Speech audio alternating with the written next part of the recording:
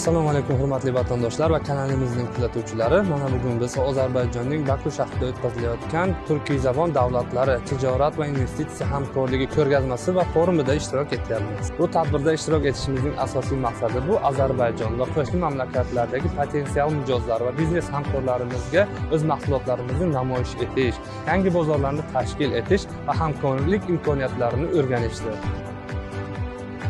Ozarbayjonliklar tomonidan iliq qutib olinayotgan zavodimizning 50 dan ortiq mahsulotlari mahalliy aholining talabi va ehtiyojlarini qondirishiga to'liq ishonamiz.